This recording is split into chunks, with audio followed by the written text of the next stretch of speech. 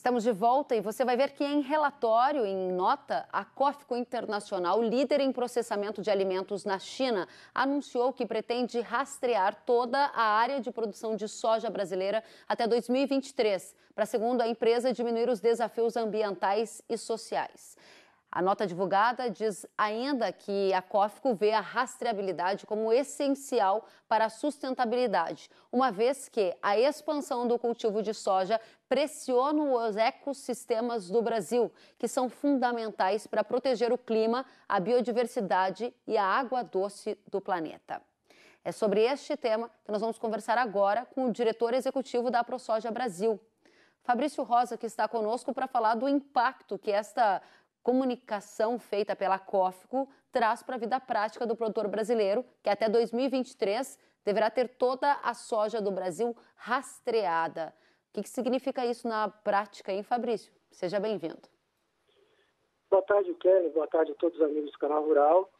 Bem, em primeiro lugar, é importante a gente dimensionar, né? A COFCO, ela é uma empresa que importa muita soja do Brasil, né?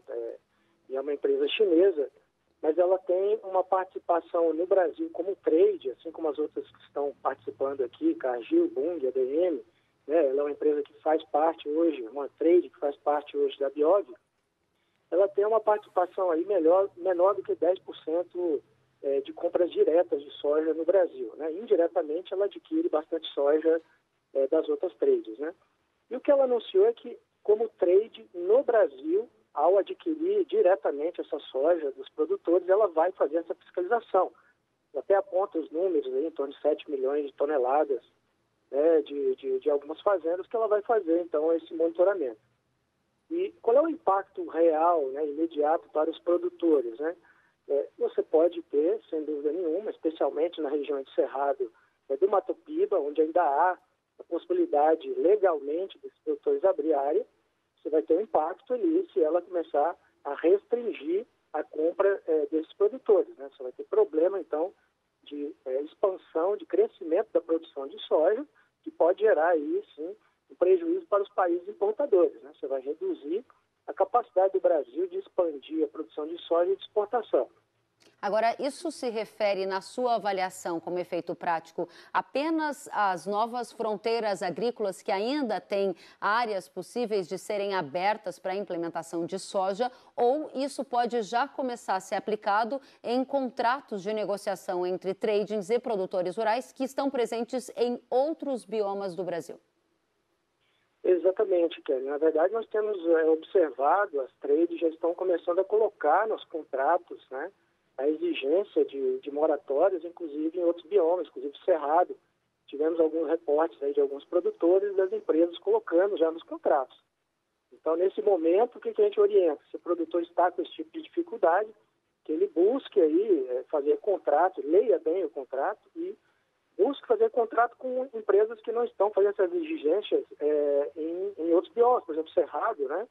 E mesmo no sul do país, sobre risco dele ser penalizado durante a sua comercialização. Então, se o produtor inadvertidamente assinou o contrato e depois, por algum motivo, problema de comunicação entre o órgão ambiental do Estado com o IBAMA, tiver alguma inconformidade, esse produtor pode ter a sua soja rejeitada pela trade na hora de entregar, né, a sua soja, né? Veja o prejuízo que seria para ele. Fabrício, deixa claro para a gente o que significa esta moratória que você disse que, enquanto diretor executivo da ProSoja, recebeu informações de que alguns produtores estavam sendo colocados em uma condição nova de contrato para moratória. Explica para a gente o que significa isso na prática, o que a soja não pode ter.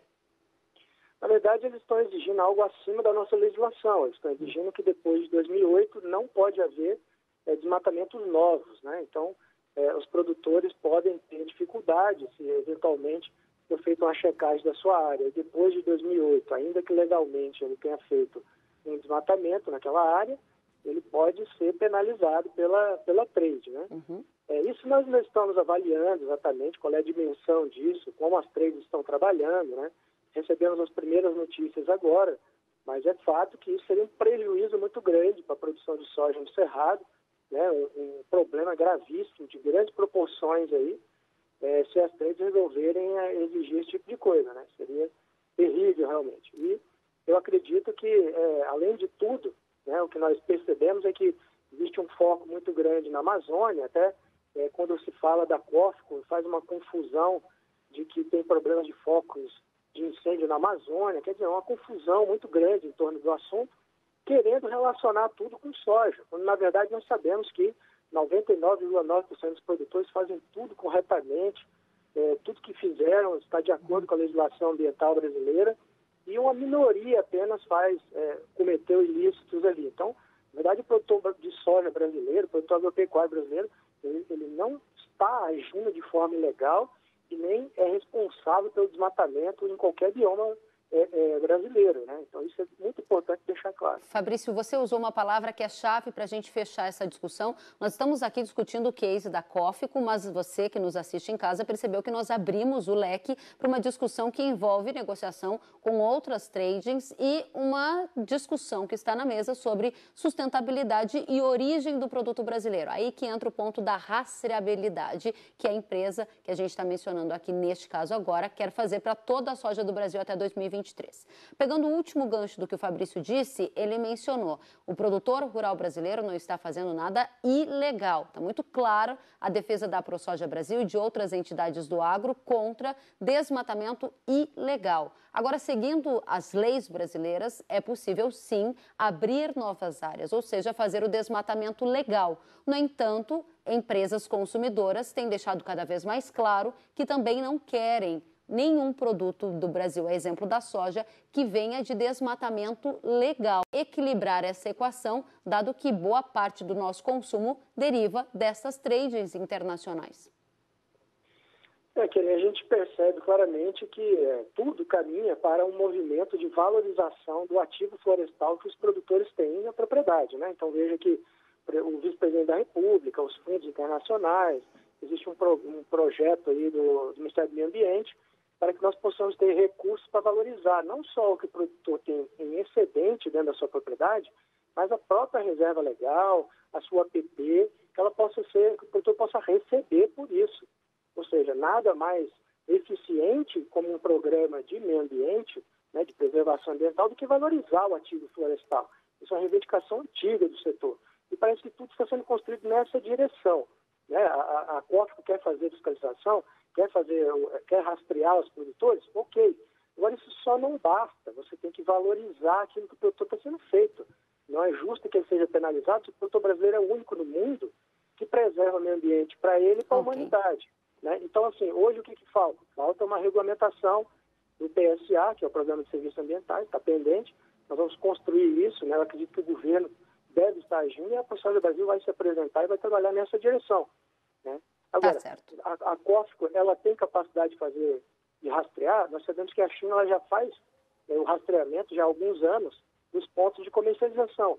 As trades têm os dados, os produtores, área, produção. Então, não tem dificuldade de rastrear o produtor. A questão agora vamos valorizar aquilo que ele está fazendo pelo meio ambiente, né? Pela preservação do meio ambiente. Eu acho que é nesse sentido que nós devemos caminhar. Muito obrigada, Fabrício Rosa, pela presença. Agradeço à ProSoja Brasil. Bom trabalho para você e volte sempre. Obrigado, Kelly. Foi um prazer. Um abraço a todos. Igualmente.